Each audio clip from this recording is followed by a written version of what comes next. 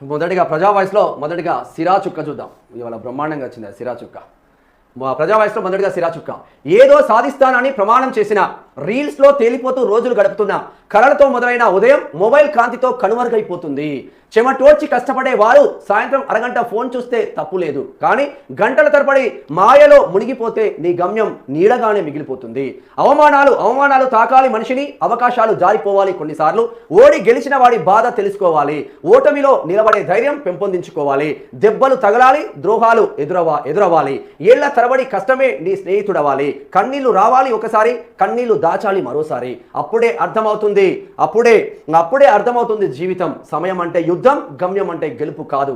దాన్ని దాటిన ప్రతి పోరాటం ఒక విజయ గీతం. ఇవన్నీ దాటాకే మనిషి జీవితం అర్థమవుతుంది. అంతేకాని సమయం సందర్భం లేకుండా ఫోన్కి బానిస అయిపోతే ఏది రాదు మిత్రమా.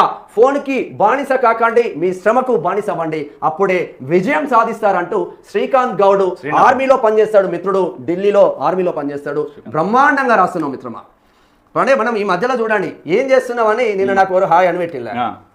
నా స్కూల్ మేట్ హాయ్ రాని పెట్టిన. ఏం చేస్తున్నారు అని అడుగుతా. రీల్స్ చూస్తున్నా అన్నాడు. నేను ఏం చెప్పాలి మరి?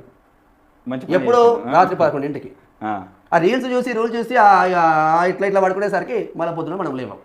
అందుకే రీల్స్ చూడడం మానేయండి. నీ జీవితాన్ని మలుచుకునే రీల్స్ చూడండి. నీ జీవిత ఆశయం ఎటువైపు పోతుందో చూడండి. అట్లా మీరు కష్టపడితే బాగుపడుతుంది తప్ప ఈ అడమైన రీల్స్ చూసుకుంటా పోతే ఉపయోగం ఏం లేదు. మంచిగా వాడుకుంటే మంచిగా 5 నిమిషాలు పోయి 5 గంటలు అవుతుంది రీల్స్. అందుకే ఆ రీల్స్ను పక్కన పెట్టి జీవితాన్ని కొంచెం అద్భుతంగా తీర్చిదిద్దుకోండి. మంచి జరుగుతుంది. మన శ్రీకాంత్ చెప్పినట్టు ఆర్మీలలో ఎన్ని బాధలు ఉంటాయో శ్రీకాంత్ స్టేటస్ పెడతా ఉంటాడు. ఒక ఆర్మీ బార్డర్లో పనిచేసే సైనికుడు మీకోసం, సమాజ శ్రేయస్సు కోసం ఎంతో కొంత పనిచేయాలని తన రాతల ద్వారా పనిచేస్తూ ఉన్నాడు. ఒక దిక్కు భారతదేశానికి పనిచేసుకుంటూ సమాజం కోసం ఎంతో కొంచెం చేయాలని తన రాతలకు పదును పెట్టింది. థ్యాంక్ యూ మిత్రమా.